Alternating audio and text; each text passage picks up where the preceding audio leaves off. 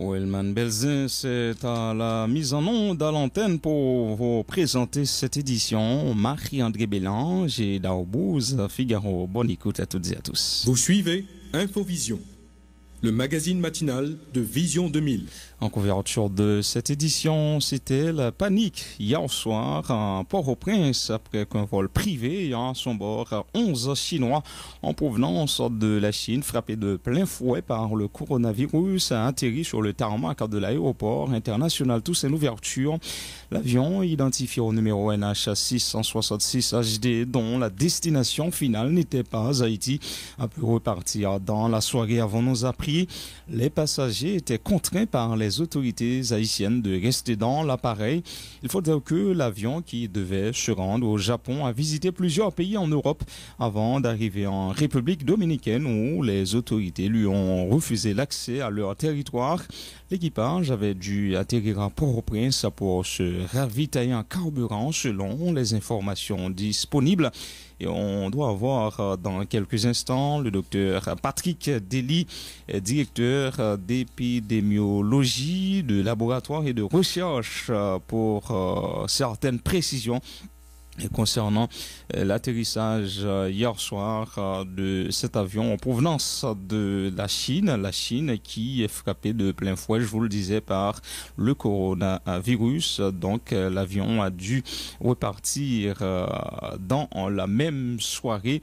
Et Marie-André Bélange et Wellman Belzins qui sont en train de faire le contact avec Dr Patrick Dely. On l'avait en ligne avant le début du journal, malheureusement donc on l'a perdu. Et Belzins et Marie-André sont en train de faire le nécessaire pour permettre au docteur Patrick Dely d'apporter quelques précisions concernant cette information. C'était donc la panique hier soir à Port-au-Prince après l'atterrissage de ce vol privé en provenance de la Chine. L'avion avait à son bord 11 Chinois et 3 membres d'équipage, dont 2 Américains.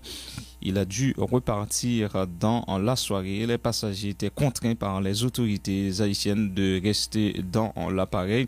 Je vous le disais également, l'avion qui devait se rendre au Japon a visité plusieurs pays en Europe avant d'arriver en République dominicaine où les autorités lui ont refusé l'accès à leur territoire. L'équipage avait dû atterrir à Port-au-Prince pour se ravitailler en carburant selon des informations disponibles. Malheureusement, donc on n'arrive toujours pas à rétablir le contact avec Dr Patrick Dely, je rappelle, qui est le directeur d'épidémiologie de laboratoire et de recherche. Avant le début du journal, on lui avait parlé et il était à l'aéroport international Toussaint Louverture. Il était sur place et il devait être avec nous en tout début d'édition. Malheureusement, donc on a perdu le contact avec Dr Patrick Dely. On enchaîne avec d'autres informations et on va revenir sur cette information. Si on n'arrive pas à trouver Dr Patrick Dely, on aura une autre autorité pour nous parler de cette information, notamment le secrétaire d'État à la communication, Eddie Jackson Alexis. Autre information développée dans cette édition.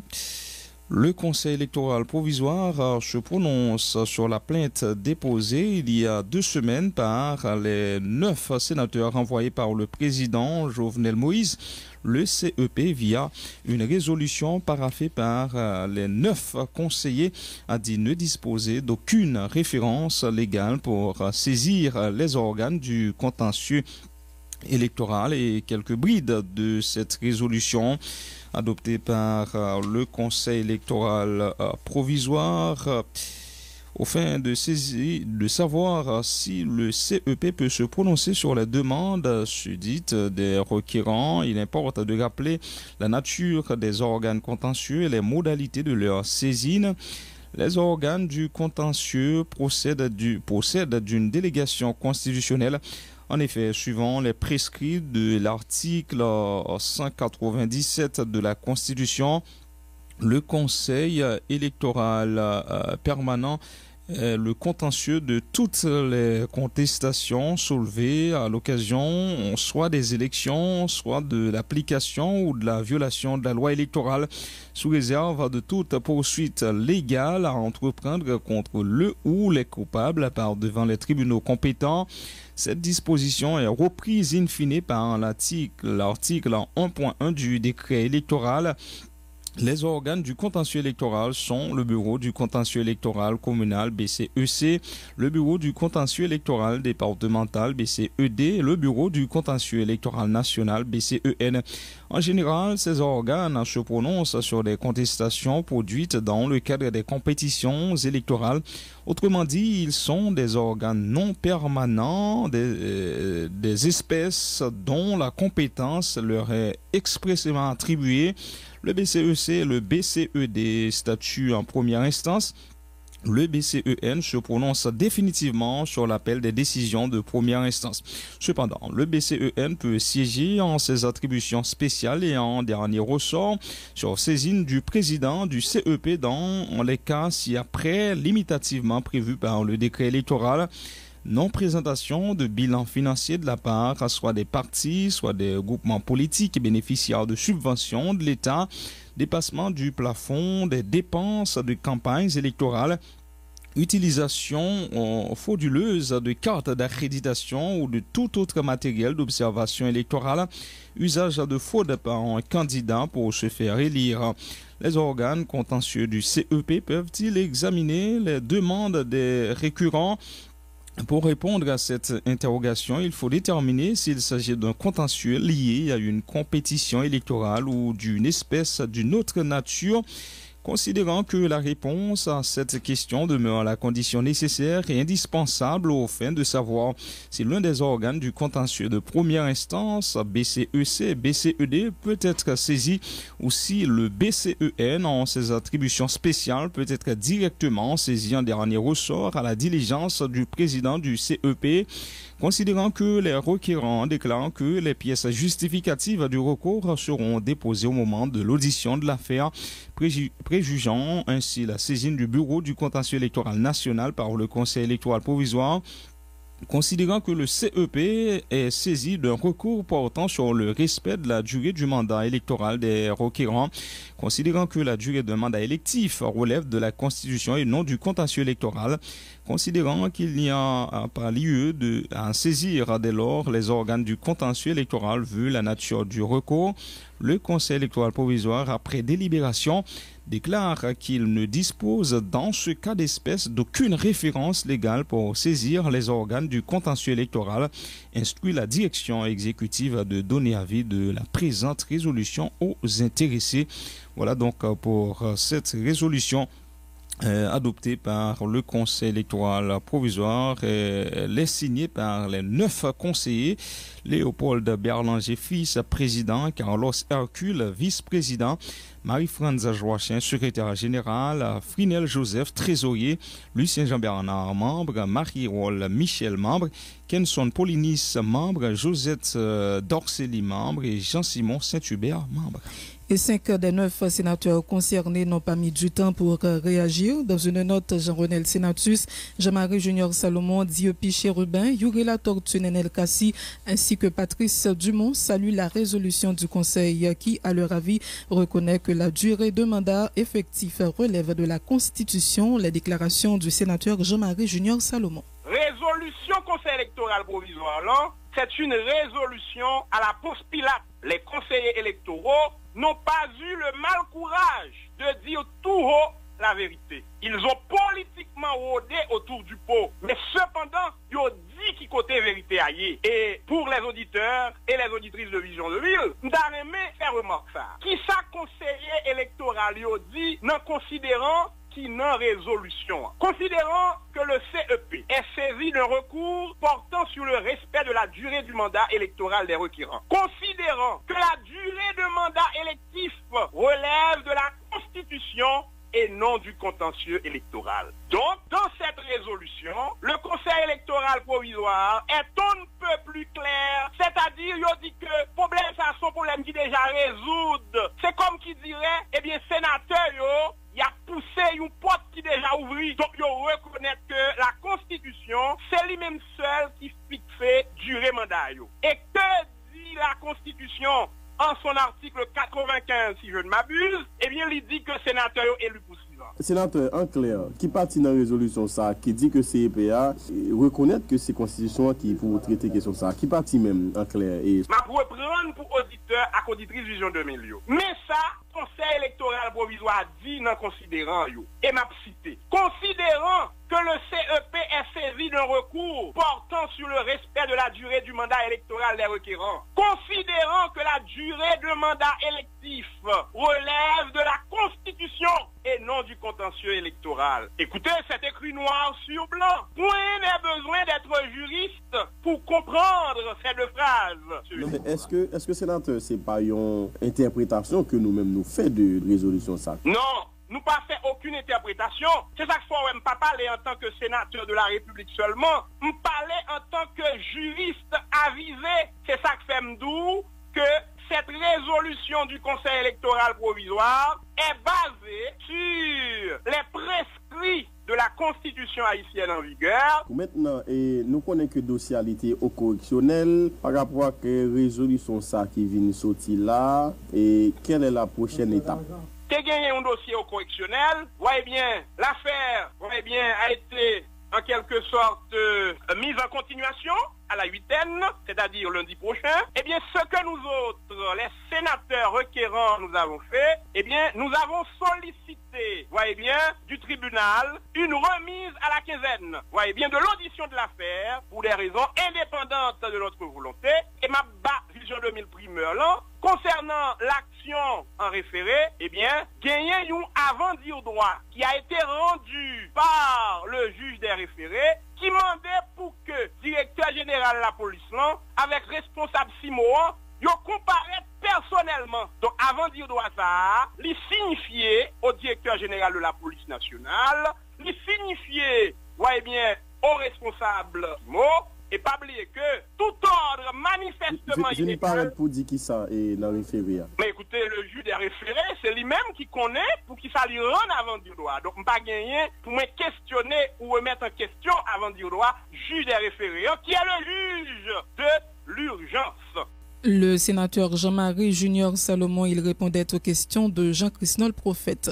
Lamambo Evoni Georges Auguste, grand serviteur au sein de la Confédération nationale des vaudouisants haïtiens, accueille favorablement les négociations entre des représentants de la présidence et des signataires des accords de Mariotte et de Kinam. Cependant, elle exprime son désaccord sur la façon dont ce dialogue a été organisé, dénonçant le fait que certains acteurs, dont la KNVA, y avaient été invités par le Bureau intégré des Nations Unies en Haïti à titre de simple observateur. Venu Georges Auguste émet également des réserves sur l'objectif final de ces négociations qui doivent aboutir, déplore-t-elle, à un accord politique uniquement pour la mise en place d'un gouvernement de salut public. Lamambo Venu Georges Auguste au micro de Diego Char. Comme vaudouisant, moun qui tout le temps a incité la population pour yo chita ensemble pour yo jeune bagay, nous trouvons que c'est une bonne initiative. Cependant, c'est gens le fait là que nous va fin trop comprendre. Yo te voyons invitation ba nous et c'était à titre d'observateur mais et alors yo transféré nous, c'est BINU qui transféré nous si invitation quoique c'est nous il y a frère nous Paul Denis qui tient avec de l'autre monde mais nous pas fin comprendre comment que on invitation qui vient joindre nous passer par BINU. Nous pas pour compte nous sur la tête, nous pas contre mission qui vient aider nous. Nous pas contre chita avec l'autre frère parce que nous même vaudouisants nous connaît le monde son grand famille nous toutes ses frères sœurs. Mais nous même tout nous gain réel nous gain vécu nous et nous yo pas jamais tenu compte de yo. C'est ça qu'il faut ouais, là ouais qu'il problème barricade yo monter au ciel là parce que yo invité plusieurs secteurs mais comme observateur, on secteur là baka observateur tout le monde gain mot pa yo pour yo dire là et nous ouais que baka là li tourne encore son dénouement politique y a cherché c'est pas un dénouement social. Nous croyons que c'est toujours les mêmes problèmes qui ont ressurgi malgré ça qu'a fait là. Et nous, gon bagay tout, nous-mêmes nous dénoter, c'est que nous pays il faut que jamais arriver dans ça nous les pays laïcs là, nous faut arriver tout dans ça les craser suprématie. Pas oublier que lutte la rue c'est lutte contre un système pesé sous c'est et quand pile victime dans système là, matin nous venons crier pour des victimes, mais nous chaque grain qui campé là c'est victime nous-mêmes les vaudouisants nous victimes 13 fois de système ça, yo crasé nous. Ça veut dire nous gagne pas nous pour nous dire tout dans négociation qu'a fait yo. Nous pas aller comme de simples observateurs, c'est ça fait nous pas aller parce que nous pas aller comme il y a trop bagaille qui pour dire sous pays ça et nous croit que c'est autour d'une table pour le faire. Li pas qu'à tout temps n'a avantage une série de groupes moun les politiciens yo et l'église c'est des structures qui nourrissent système d'après la modèle. Jodi a nous besoin yon chita parler ensemble pour nous joindre solution ensemble et surtout solution pour l'haïtienne. Faut que je comprenne bagarre là. Qui viabilité un accord qui est capable de sortir dans l'association. Bon, de toute façon, son accord politique, moi, quoi, pour un gouvernement de salut public. Mais, qui ça qui fait pour le gouvernement ça, vini, bah, rendement, parce que n'a couru de l'autre gouvernement, c'est parce que justement, yo hérité, yo hérité tout des bagailles qui a rongé nous depuis 1806. Pas rien qui fait, nous croyons que faut que nous tâchions parler avant, et ça fait moi-même, moi, te crois que plus pour nous rentrer dans sa une vraie transition pour nous faire brasser l'idée, les secteurs vider les contentieux parce que ou pas guérir en malin, sont pas pensés, sont pas fouillés pour retirer gangrène là toujours. L'État haïtien, à travers les 4 cabinets d'avocats constitués dans l'affaire l'opposant à la Sojourner comme partie plaignante, a appris avec la plus grande stupéfaction qu'en dépit de l'action dessaisissement pour cause de suspicion légitime par lui initiée contre le juge Merlin Bélabre, par devant qu'il le dossier a été distribué conformément aux dispositions des articles 429, deuxième alinéa, 430 et suivant du Code d'instruction criminelle, a pris sur lui la responsabilité d'interroger en catimini au palais de justice de Port-au-Prince le jeudi 30 janvier 2020 l'un des inculpés du dossier, en l'occurrence M. Jean-Marie Vorbe. Cette décision apparemment intéressée du magistrat Bélabre constitue un acte de forfaiture grave et de violation caractérisée de la loi dont il est le garant de l'application quand on sait que le juge contre qui, à tort ou à travers, une action en dessaisissement est introduite est obligé de surseoir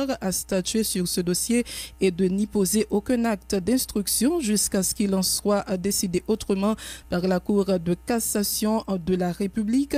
En conséquence, l'État haïtien, en tant que partie plaignante dans ce dossier, se réserve le droit de porter plainte et comme de fait, il va porter plainte au Conseil supérieur du pouvoir judiciaire contre ce magistrat dont le comportement peu orthodoxe en la circonstance fragilise davantage ce système judiciaire déjà décrié et que nous devons en coûte que coûte redresser.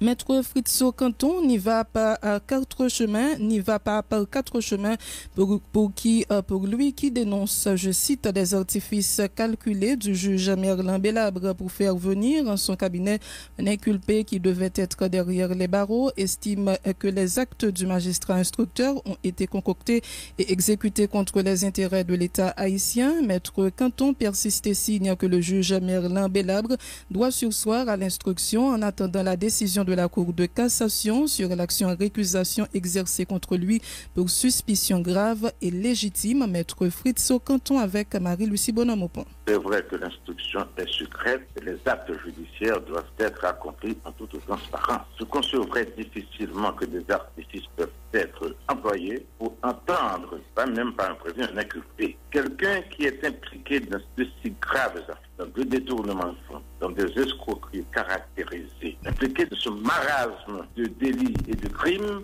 on trouve quand même un magistrat qui, par des artifices calculés, arrive à le faire venir par devant lui. Qui ça ou les artifices? Lorsque la police dispose d'un mandat d'amener, la police n'arrive pas à exécuter ce mandat d'amener. Lorsque le DCPJ dispose de mandat d'amener, elle n'arrive pas non plus à en procéder à l'exécution. Lorsque magistrat a été généralement récusé et individuellement dessaisi, il est parvenu à s'insurger dans les sphères, dans les artifices de notre justice pour faire venir par devant lui un homme inculpé qui devait être derrière les barreaux. Comment a-t-il procédé? Personne ne sait. Alors qu'il essayait de passer par des administrations d'État pour faire tomber les charges qui pèsent sur des hommes, comment croire à l'impartialité et à l'intégrité des actes judiciaires? Lorsque des suspicions persistantes pèsent sur l'intégrité déjà frileuse et l'impartialité présumée, et même sur les astuces réelles du magistrat dans un dossier,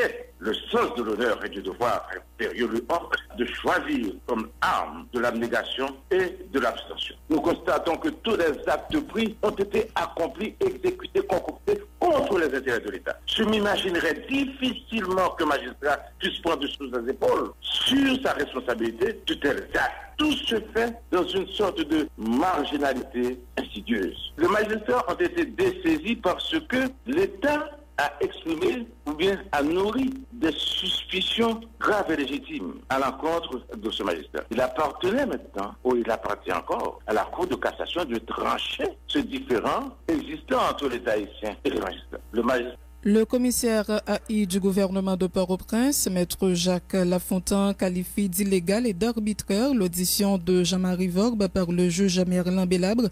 Selon lui, ces actes sont frappés de nullité, invoquant entre autres le fait qu'il avait fait appel de l'ordonnance du magistrat instructeur, le chef du parquet de la capitale, qui indique par ailleurs que les mandats décernés à l'encontre des actionnaires de la Sogenière demeurent debout, a annoncé qu'il va réquisitionner la police, notamment la DCPJ et les commissariats relevant de sa juridiction en vue de les exécuter. Maître Jacques Lafontaine avec Marie-Lucie Bonhomme-Aupont. C'est des actes qui arbitraires et illégaux et de frapper de nullité et de nullité absolue. D'une part, si le juge est capable de continuer l'instruction là, malgré l'accusation avocat l'État, mais il peut camper tel que nous fait appel aux ordonnances. La vérité spécialiste, c'est que l'État doit continuer parce qu'on fait appel et moi déposer les griefs de cet appel à la cour d'appel. Donc l'État doit continuer à instruire la question. Les mandats décernés contre les nommés Jean-Marie Vorbe, Dimitri Vorbe, Madame Préval, Elisabeth et consorts restent et demeurent debout et doivent produire les effets attendus. M'a communiqué un avis à Jusan pour me rappeler que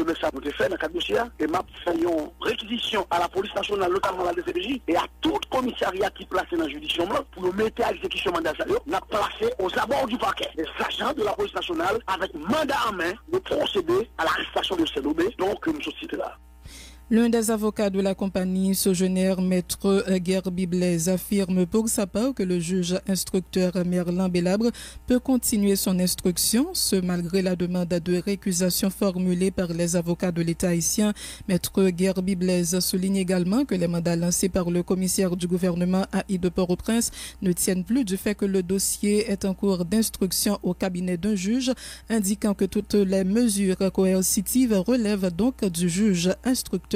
Maître Gerbi Blaise avec Dominique Jean-Baptiste. Le procès pénal, il y a 3 phases là-dedans. La première phase, c'est la phase de l'action publique qui est dirigée par l'autorité de poursuite qui relève de la compétence du comité du gouvernement. Et deuxième phase, c'est la phase d'instruction qui relève de la compétence de la juridiction d'instruction assurée par le juge d'instruction. Et troisième phase, dans le procès pénal, c'est la phase de jugement qui est assurée par le juge judiciaire. Il a évoqué le fait que il a été récusé juge là en tant que tel. Donc juge là, il estimé que tu as supposé sur soi, sur dossier ça, pas avant la Cour de cassation lui-même est tranchée. Les mandats n'existent plus. Un mandat sont mesures contraignantes, sont mesures coercitives. Si les films émettent un mandat qui est coercitif, le dossier est saisi par le cabinet d'instruction, dès le bon juge d'instruction, donc toutes les mesures coercitives relèvent de la compétence de ce juge d'instruction. Maintenant, donc n'en parlons plus parce que ces mandats n'existent plus. Et en plus que le juge d'instruction commence à instruire et le juge d'instruction donc a interrogé un de nos clients. Par contre, commissaire Lafontaine fait connaître que le mandat reste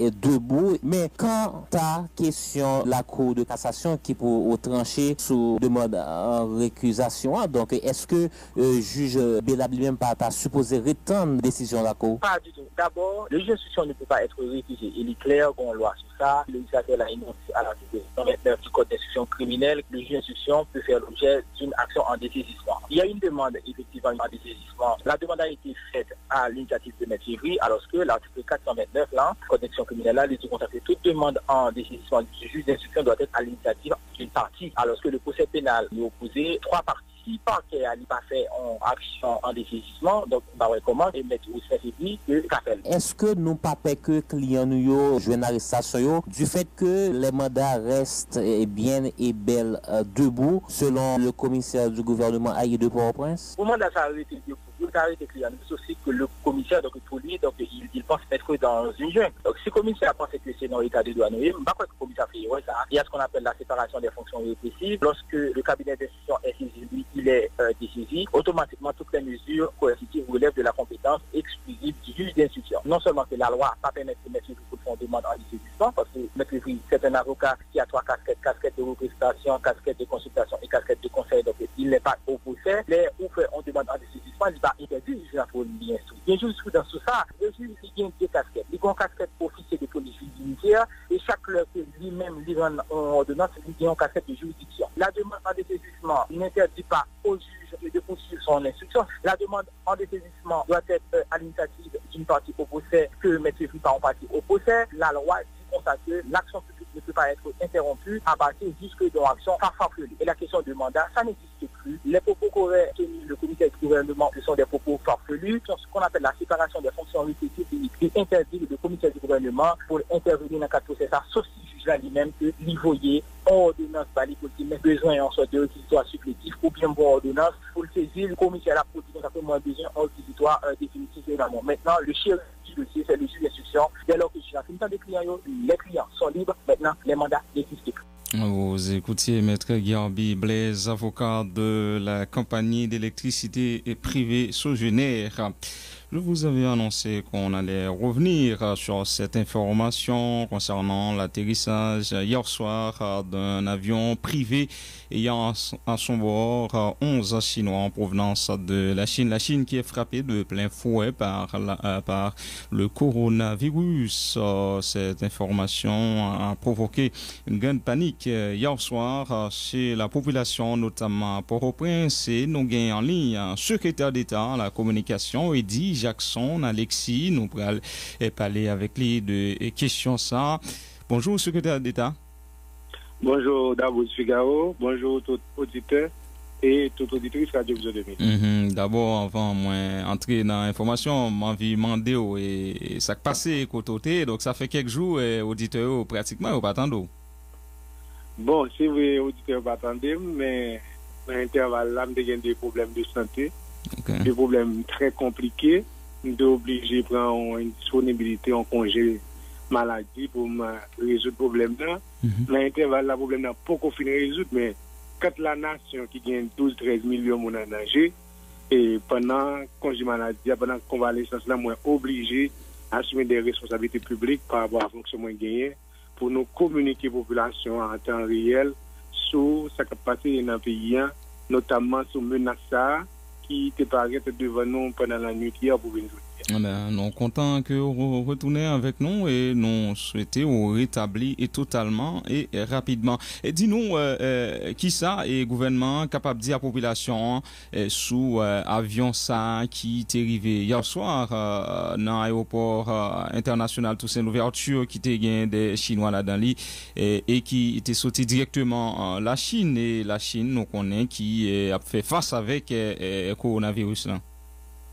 Donc, comment c'est certaines informations avant de nous porter des précisions. L'information, c'est que matin là, et entre 7h10 et 7h12, avion finalement quitté le sol là. Mais la plus grande précision pour nous, c'est que passagers qui étaient à bord avion pas jamais contact physique avec l'espace territorial haïtien. Dans le sens que ni air haïtien, ni sol haïtien, ni la mer haïtienne. Donc, Mounsayo, qui était à bord avion, pas jamais gagné contact physique avec l'espace territorial haïtien. Donc, c'est plus gros précision pour nos côtés. Et c'est vrai, avion pas allé à 2 heures par rapport à quand c'était généralement en équipage dans l'avion, membre d'équipage qui dans l'avion, ils prennent pour récupérer. Ils étaient sortis très loin. Et ils ont fini à approvisionner apparemment en République dominicaine. Là, ils arrivent en Haïti, ils ont débarqué là. Une fois que l'État haïtien informé de la situation, nous interdit tout le monde qui était dans l'avion à toucher l'espace territorial haïtien. Ils ont réapprovisionné, mais mon équipage là a une grosse fatigue parce que l'avion a sorti Hong Kong en Asie. C'est des Chinois, ils ont dit effectivement qu'il y a vol, des hommes d'affaires chinois avec 3 membres d'équipage, dont 2 Américains. Ça veut dire 2 pilotes, c'est des Américains, et l'avion a sorti à Hong Kong. Donc, la précision, c'est que l'avion a quitté sol et haïtien matin, les membres d'équipage et tout l'autre monde qui était dans l'avion, il n'y a pas jamais de contact physique avec l'espace territorial haïtien, de façon pour que nous-mêmes nous préserver, nous continuer à faire prévention sur le coronavirus là qui a frappé la grande chaîne. Est-ce que ça t'avait dit même des agents de l'OFNA qui ont pas même approché avion? Non, tout contact qui a fait à travers un tour de contrôle là, et toutes les consignes, toute instruction, tu as fait à travers tout le contrôle là. Membre de sûreté à l'aéroport là, qui est campé, a fait travailler pendant toute la nuit là. Agent de sécurité pour la police nationale, à travers une unité spéciale de l'aéroport là, ils ont même tout été mobilisés pour que instruction, l'État s'était respecté en matière de contrôle et de prévention espace territorial haïtien. Qui ça qui t'a poussé vini Haïti ou du moins est-ce que Haïti était dans l'itinéraire? Et trajectoire moins gain de avion c'est que il sorti Hong Kong. J'aime là et une fois que sorti Hong Kong, il allait Tokyo. Après il sorti Tokyo là aller en Islande et il y allait en France soit à Paris ou bien de toute façon dans une ville dans le pays de la France. Là, il sorti là, il était supposé aller Bahamas, mais semblait justement à partir d'informations Bahamas qui sorti Miami, il a refusé, il a accès à l'espace territorial par exemple. Il a allé République Dominicaine, et là il est arrivé République Dominicaine pour même dynamique de prévention, on a même logique de prévention, République Dominicaine a refusé, il a descendu sous sol par et là il est venu en Haïti.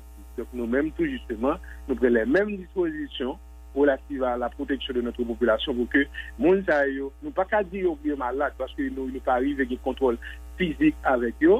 Donc nous prenons une disposition pour empêcher un contact physique avec l'espace territorial haïtien. À ce moment-là, la négociation a commencé avec mon équipage là. Ils ont même tout à pour qui côté ils ont aller en termes de destination. Donc c'est des hommes d'affaires chinois, mais qui étaient sortis Hong Kong, mais qui sortaient Hong Kong. Il y a 2 pays européens qui ont accepté pour recevoir, c'est la France avec le Portugal. Moi, j'ai déjà passé dans un pays, dans une ville dans le pays de la France. Et il y a des gens qui disent Paris, mais nous pas trop confirmé là-bas, voilà. Mais de toute façon, ils ont passé dans le territoire, sous le territoire français. Au lieu de la France, ils ont accepté aller au Portugal. Depuis l'information a été confirmée. Mais mon équipage là, c'était surtout piloté, ils ont demandé pour qu'il y ait un temps de repos et suivant des dispositions légales en matière de vol. Donc, il y a un temps minimal que vous avez besoin pour quoi reposer pour question de sécurité par eux. L'État haïtien a accepté que vous faites ça sur le territoire, mais pendant que vous n'avez pas de contact physique avec le territoire, pour me clair, pas avion n'a pas ouvert du tout pendant qu'il était sur le territoire haïtien. C'est le moment à parler à voilà avion qui a dans l'espace territorial haïtien, mais donc, il a quitté l'aéroport là. Donc, mon équipage là, avec tout l'autre monde qui était dans l'avion, il n'est pas arrivé. Il y a contact physique avec l'espace territorial haïtien. C'est ça qui est important. Destination, c'est le Portugal. Ou ce dit-nous là, même porte-avion, il pas l'ouvrir. Est-ce que ça t'avait dit, et pendant tout ce temps ça, il a fait sous piste aéroport là, il est parti matin. Est-ce qu'il n'a pas fait aucune demande, notamment en termes de nourriture? Oui, demande ça a été faite et les autorités sanitaires haïtiennes refusé catégoriquement. Et le ministre de la République était en contact avec toute nuit, toute matin, et lui-même tout, qui est autorité tutelle AN, il était dit non, pas question pour Moundayo de contact avec l'espace territorial haïtien, nous avons refusé non, là, justement pour question de prévention de notre population et par rapport à coronavirus. Donc, pas besoin de paniquer par rapport à une éventuelle arrivée coronavirus dans un pays, notamment par rapport à atterrissage avion ça hier soir dans l'aéroport international Toussaint Louverture. Les membres les personnes qui étaient dans l'avion pas arrivé de contact physique avec l'espace territorial haïtien, ni ni avec territoire, bon, pas ni avec l'armée Haïti, ils pas descendre sous sol là, ils pas sortir dans l'espace là, pour que ils même au cas où ils ont une grippe là, ils ont tous par exemple, pour transmettre nous à travers l'air, puisque on est capable de transmettre à travers l'air, genre d'informations communiquées là. Donc, si c'est pour avion ça, nous pas besoin d'aucune panique. Donc, panique là, il doit baisser par rapport à la communication qu'on a fait là. L'avion qui était à bord, c'était des Chinois, plus d'une dizaine de Chinois, qui étaient sortis à Hong Kong, liquidé territoire haïtien matin, après nous avons autorisé les membres d'équipage là prendre autant de repos pendant qu'ils étaient dans l'avion, pendant qu'à travers le tour de contrôle là, nous avons contact avec eux uniquement là. Équipe de sûreté à l'aéroport là, c'est campé pour que porte-avions n'a pas l'ouvrir, et équipe de sécurité tout à travers unité spécialisée PNH a été déployée sous toute tarmac à l'aéroport pour empêcher ça fait, et ça c'est respecté en termes de consignes. Donc moi quand on a annoncé le directeur service épidémiologie dans le ministère là, yo justement dans l'aéroport là, yo communiqué avec le ministre santé sur déplacement à avion pendant que et peu avant de venir par la voie, c'est à travers les autorités. Donc, toute confirmation et tout mouvement avion qui fait que je tiens là, et nous sommes capables de parler avec la population pour nous dire, pour la première info, avion qui territoire haïtien. La deuxième, porte-avion pas déjà m'ouvrir pour que les gens qui sont dans l'avion ça arrivé un contact physique avec l'espace territorial haïtien. Justement, où se dit là, priorité c'était prendre toute disposition pour éviter et passager ça qui sortit directement la Chine, yo atterri sur le territoire national là pour éviter une éventuelle introduction coronavirus dans le pays. L'homme te sautement tout à l'heure, est-ce que vous pas fait aucune demande, notamment en termes de nourriture, et ce que vous dit, et autorités haïtiennes yo refusé catégoriquement. Est-ce que nous pas craindre des reproches concernant, par exemple, la discrimination humanitaire, comme quoi moun yo na aéroport nous empêcher de descendre, yo mandé nous manger, donc et nous on pas à satisfaire demande ça. Est-ce que nous pas craindre des critiques? Il y a des présidents et des autorités dans le pays, pour protéger la population, ça qui vient en premier, c'est leur population. Tout ça qui s'est passé, par exemple, à Cuba, Fidel Castro te dit, l'histoire l'absoudra. Donc, l'histoire l'absoudre l'autorité haïtienne au cas où il a fait des reproches aller dans ce sens-là, qui te vise surtout protéger les 12 millions d'Haïtiens que nous gagnons sur le territoire.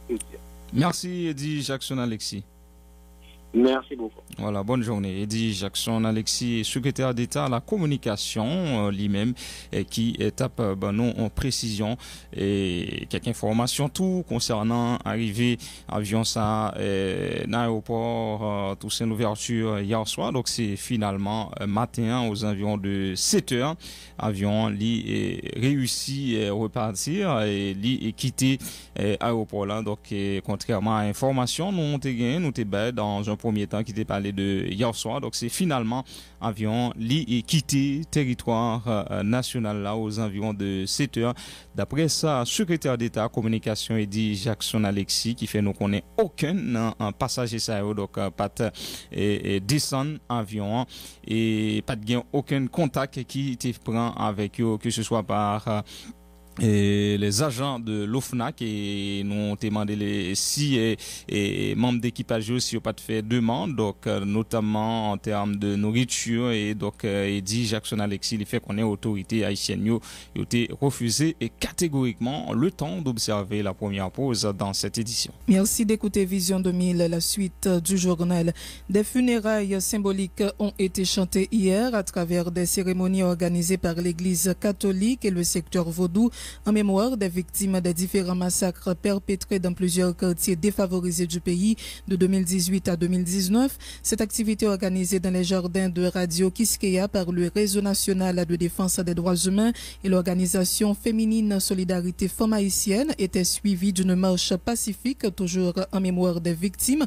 Plusieurs dizaines de personnes ont pris part à cette manifestation qui a sillonné plusieurs rues de la capitale avant de prendre fin devant le grand cimetière de Port-au-Prince. Les parents de victimes du massacre de La Saline qui participaient à cette activité continuent d'exiger justice et réparation, nous dit Diego Charles.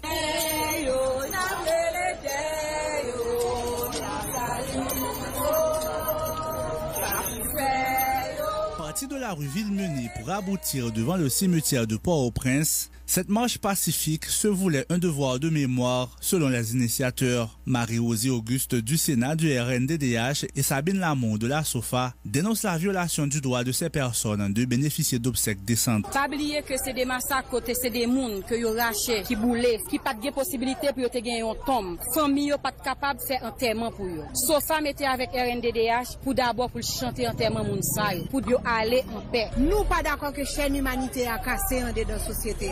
Tout le monde qui mourit doit avoir un tombe. Et tombe ça c'est lui-même qui fait séparation entre vivants et à mort et qui a permis que chaque monde reste dans dimension pareille. Vêtus soit de noir, mauve et ou blanc, les parents de victimes étaient nombreux à prendre part à cette marche pacifique pour continuer d'exiger justice et réparation. Certains d'entre eux, témoins du massacre de La Saline, ont raconté ce qu'ils ont vu. Massacre à maintenant. Tout le monde est dans le cachot, ça va mourir. On va pas mettre tout dehors pour mourir. Bah la chanter. Le monde a braché. Des gens qui victimes dans le massacre là? Oui, deux petits garçons. Une est ou Besserisma, une est Jeff Serisma. Quel âge vous avez? Jeff a 25 ans. Pour qui vous mourrez dans le massacre? Oui. Maman m'a été fait déjà sur Quel âge vous avez? 14 ans. Tout le monde va me chita dans la rue. Tout balle a pété, m'a gêté entrer la caille moi comme t'a dormi. En 2 meses voisine là on a sorti yo tiré frème là. Les organisateurs s'insurgent contre le fait qu'à date, les auteurs de ces actes odieux courent toujours les rues impunément. Pas j'aime bien rien qui dit sur différents massacres qui passent dans le pays parce que nous avec des autorités qui banalisent la vie monde. Parce que nous gagnons un appareil justice qui pas comprendre rôle dans la société.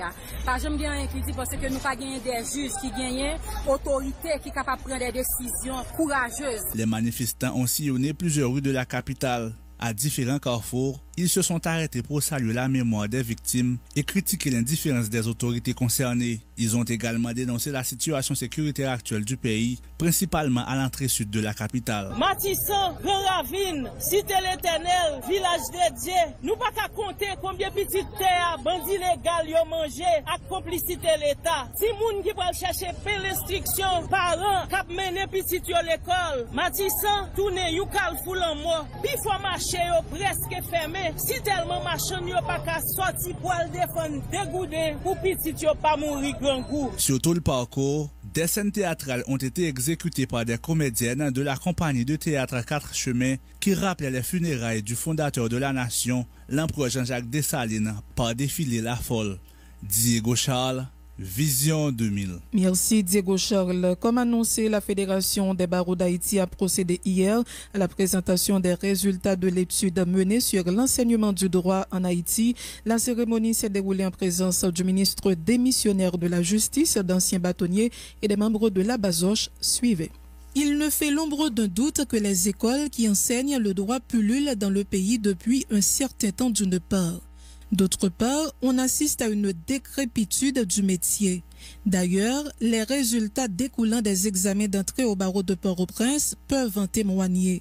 Cette étude a révélé que jusqu'en juillet 2019, il existait 61 écoles de droit en Haïti, parmi elles 18 annexes d'une école de droit relevant de l'UEH, dont 12 à Port-au-Prince. L'enseignement du droit se repose donc sur le secteur privé, a fait savoir Jean-Judson Joseph, consultant à la Fédération des barreaux d'Haïti. Il y a 6 écoles de barreaux. L'Université d'État d'Haïti compte 2 facultés et 6 écoles de droit. Il y a l'université publique en région, il y a 2 facultés qui enseignent le droit. L'université non publique, c'est 26. École de la magistrature, une école. École libre ou annexe, c'est 18. Donc 12 est à Port-au-Prince. Donc, ce qui donne un total de 61 institutions qui enseignent le droit actuellement en Haïti. Cette étude a permis de lever le voile sur la qualité de la formation fournie aux étudiants en droit. Par exemple, elle a démontré que la quantité des cours offerts à ces derniers varie d'une école à une autre. Certaines écoles donnent 46, donnent 36 également pour un programme en sciences juridiques. Deuxième élément, il y a une différenciation dans la nomenclature des cours formant les curricula. Donc certaines écoles appellent un cours de telle façon et telle autre école d'autre façon. Un autre cas, c'est une différenciation dans les programmes. Ajoutez à cela, la majorité des professeurs n'ont fait aucune étude spécialisée à dévoiler Jean-Judson Joseph. La majeure partie d'entre eux, qui se révèlent être des hommes, sont des praticiens. On a recensé 322 professeurs qui enseignent dans nos écoles et facultés. Il y a 92% d'hommes et 8% de femmes. Et concernant les grades, on a vu qu'il y a 3% des docteurs qui enseignent au niveau de nos écoles, 23% maîtrise, 66% licenciés et il y a un nombre de 8% certificats. Dans les 61 institutions qui enseignent le droit, on a dénombré 29 597 étudiants dans 35 d'entre elles, dont 80% d'hommes et 20% de femmes. Selon cette étude, 30% de ces personnes ne savent pas les raisons pour lesquelles ils ont choisi les sciences juridiques. En ce qui a trait à la méthode d'apprentissage, les professeurs et les étudiants sont divisés sur cette question. Il y a 11% des professeurs disent qu'ils utilisent l'exposé magistral, tandis que 94% des étudiants disent que les professeurs utilisent l'exposé magistral. Fort de ces constats alarmants, la Fédération des barreaux d'Haïti recommande, entre autres, aux autorités compétentes de réviser la politique de l'enseignement du droit en Haïti et la régulation de l'enseignement supérieur. Marie-André Bélange, Vision 2000. Le porte-parole adjoint de la PNH, Gary Desrosiers, a présenté hier le bilan des opérations menées par la police durant la période allant du 22 au 31 janvier. Il a fait état de la saisie de 16 armes à feu et 18 kg de marijuana, de l'arrestation de plusieurs individus pour viol, vol à main armée, détention illégale d'armes, assassinat, homicide, kidnapping et trafic illicite de stupéfiants. Parmi les individus arrêtés figurent Edner Pauliné, membre du gang de Village de Dieu, et Guillaume Jean-Baptiste, un marchand de papadap, antenne d'un chef de ce gang, Mano ainsi connu. L'inspecteur Desrosiers informe également que 8 individus sont en train d'être interrogés à la DCPJ dans le cadre de l'enquête sur des cas de kidnapping et de vol à main armée impliquant le gang de Village de Dieu. Le porte-parole adjoint de la PNH a par ailleurs annoncé l'arrestation de Louis son bien-aimable, Franzi Silencieux, et l'ancien policier Jean-Michel Gaspard, accusé d'implication dans l'assassinat de l'ex-directeur central de la police judiciaire, Michael Lucius. Il a également fait état de l'arrestation de Jean-Élie Félix et John Peterson civil pour leur implication présumée dans l'assassinat du policier Jean-Robert Omusca. Ils sont membres du gang 400 Marozo dirigé par le caïd L'Amour 100 jours qui est activement recherché par la police selon un Gary Desrosiers, ses précisions. Bilan, opération police nationale, sorti 22 janvier à date, il y a 16 armes qui confisquées, il y a 10 incendies que nous recensés, 3 véhicules saisis, il y a 6 personnes qui arrêtés pour viol sur mineurs et adultes, il y a 18 kg de marijuana qui saisis, nous recensés pour accident de circulation, 16 personnes qui mourent lors de l'accident de circulation et 29 personnes qui blessés. Chef d'accusation, ensemble de actes que nous disons là, c'est viol sur mineurs, viol, détention illégale d'armes, vol à main armée, kidnapping, homicide, assassinat, trafic illicite de stupéfiants. La police a arrêté Edner Pauliné, monsieur c'est membre gang Village de Dieu. Monsieur arrêté suite en filature que la police fait sous lui. Guillaume Jean-Baptiste, monsieur fait en 1951. Monsieur tout son marchand de papadap et c'est antenne un chef de gang dans le village là qui est les Mano ainsi connu. N'a noté. Pendant que je parle là, la police a cuisiné 8 personnes dans 4 dossiers Village de Dieu qui vient pour avec vol, également kidnapping. Parce que dans pile des cas de kidnapping que nous avons traités, nous avons pris les gens dans le village de Dieu avec. Pour le moment, nous avons cuisiné pour garder des degrés d'implication et dans la prochaine conférence de presse, nous sommes en mesure pour nous parler amplement et même présenter les gens qui sont impliqués dans le cas de kidnapping. Dimanche 19 janvier, la police a arrêté 800 bien aimables. Franzi Silencieux. Nous avons arrêté dans le cadre dossier implication présumée dans l'assassinat qui était fait sous inspecteur général Michael Lucius le 1er décembre 2019. Ensuite, le samedi 25 janvier 2020, la police procédait à l'arrestation d'un ancien policier qui est Jean-Michel Gaspard, qui est interpellé dans le cadre de ça. Il était en possession d'un pistolet de calibre 9 mm illégal et une copie Focat la police. Commissariat Croix-des-Bouquets arrêté transféré à la DCPJ Jean-Élie Félix John Peterson civil pour implication présumée dans l'assassinat qui était fait sous policier Jean-Robert Omusca et d'autres monde qui étaient victimes de Nexayo et tout Nexayo a fréquenté zone et Gantier. C'est là que Nexayo est basé. Il fait partie tout de gang 400 Baozo cap dirigé par l'homme sans jour qui sont chefs de gang que la police a cherché activement.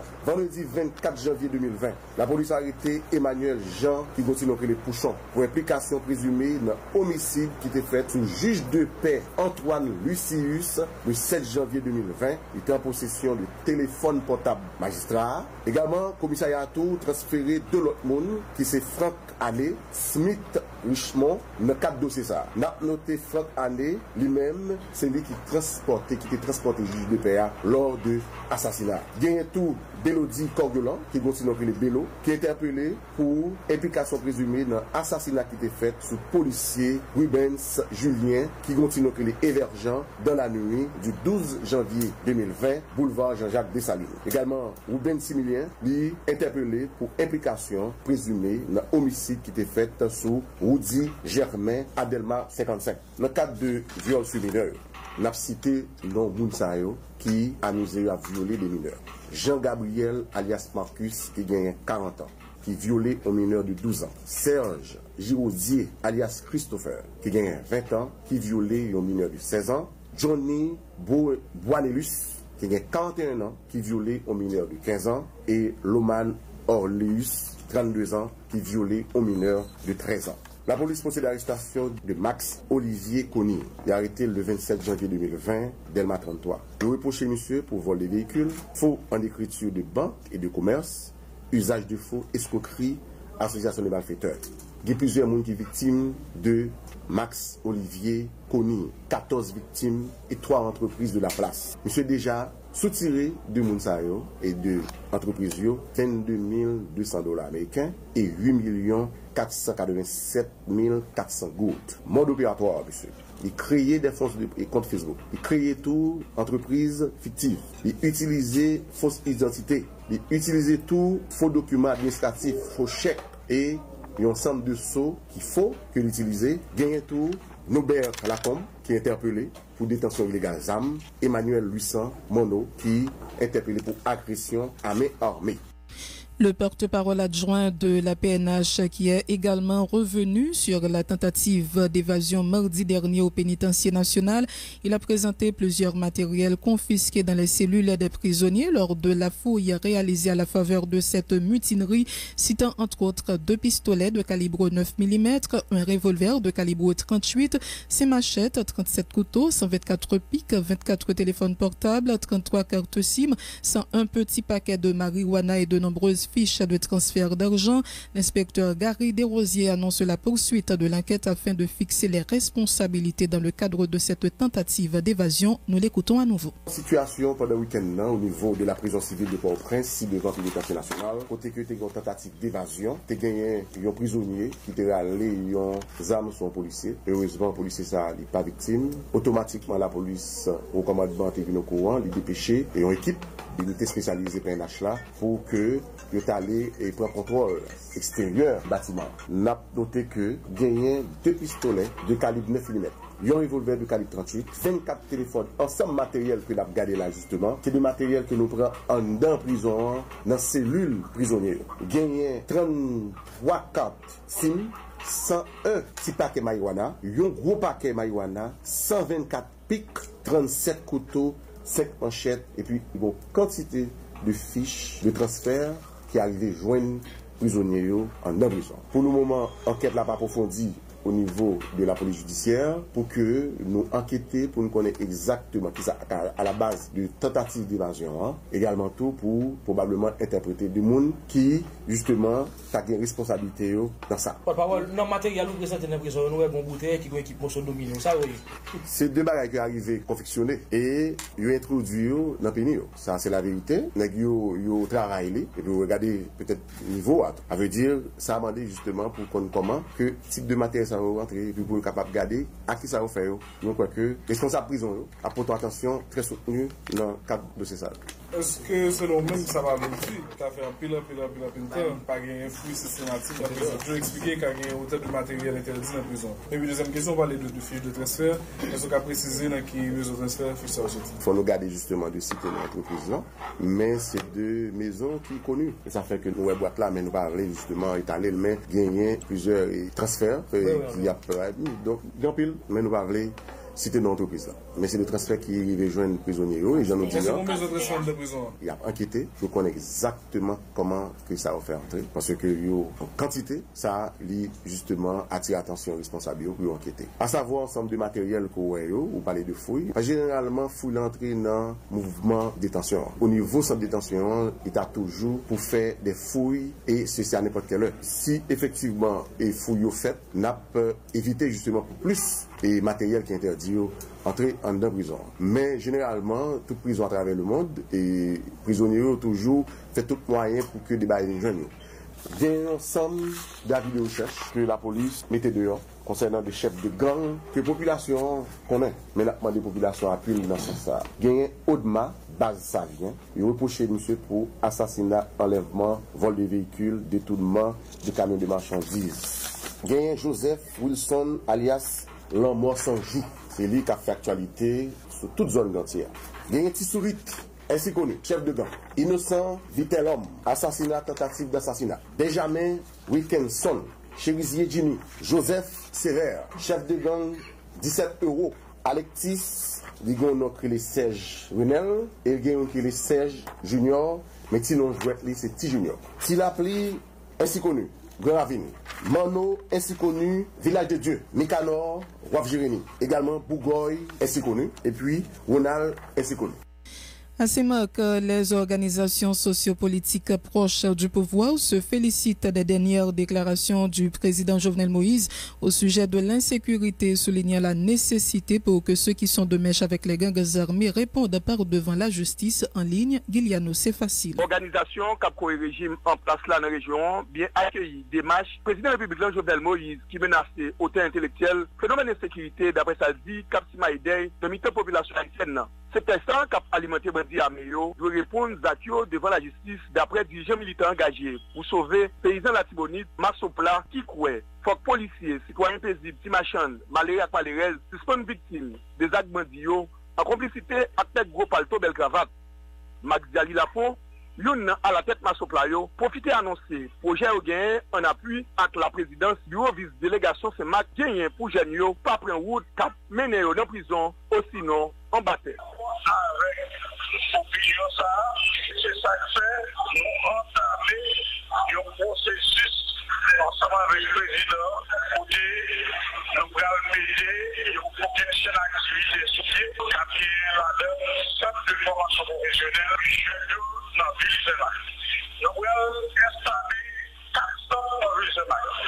Une appelant des moulins dans l'école nationale, dans l'école communautaire des moulins, l'action d'obédience, Noël Auguste, avec l'ingénieur Fléry Oubenson, la Guillaume, Cap Fondamouri, local programme, l'action d'obédience qui est ancien capitaine de l'élection nationale, la Guillaume des l'action d'obédience du civil Maya, qui est tout le monde sur le recul, avec des sables qui est pour responsable sans ça. Plomberie, carrelage, électricité, bref, projet manuel, c'est ça, j'ai besoin pour préparer des meilleurs. dirigeant Massopla encourager Bandio qui en majeure partie c'est jeunes pour mettre des amis à terre pour rentrer plutôt dans le centre professionnel. Giliano, c'est facile, c'est match. Radio Vision 2000. Merci Giliano, c'est facile. Dans l'actualité également, cri d'alarme des habitants de Jérémie et de certaines sections d'autres communes qui font face à un grave problème de disponibilité d'eau potable. Il faut 10 gourdes pour l'achat d'un seau d'eau, se plaignent-ils. Ces habitants interpellent le directeur général de la DINEPA et le président Jovenel Moïse. Les détails avec Jean-Garé Joseph. Depuis plusieurs semaines, Ville Jérémie, ensemble à quelques sections, dans différentes communes dans le département Ganaslan, il y a un gros problème de l'eau potable. Situation ratée de l'eau qui gagne dans divers quartiers dans la métropole Ganaslan, il y a des conséquences sur le fonctionnement vie mounio, activité chaque jour mettée sous élèves l'école, population en général. Côté beaucoup de l'eau à 10 gouttes, avec un peu de difficulté pour jouer un petit coup de l'eau là. Cri de l'eau ça qui manquait dans la ville Jérémie aller plus loin. Côté paysan, la 2e section Font-Cochon, à 8e section Font-Rouge d'ailleurs, qui fait partie commune Roseau à Jérémie, mandé directeur général d'INEPA, Guito Edouard, pour un changement qui fait dans la direction départementale d'INEPA Ganaslan, de façon population dans différentes localités dans la région Ganaslan, capable de jouer un petit coup de l'eau potable. Pendant qu'il y a plusieurs organisations paysannes qui mandaient intervention chef l'État, Jovenel Moïse, pour résoudre le problème de l'eau qui gagne gros impact sur la vie chaque monde qui vive la région Ganaslan. Depuis Jérémie, Jean-Garé Joseph, Vision 2000.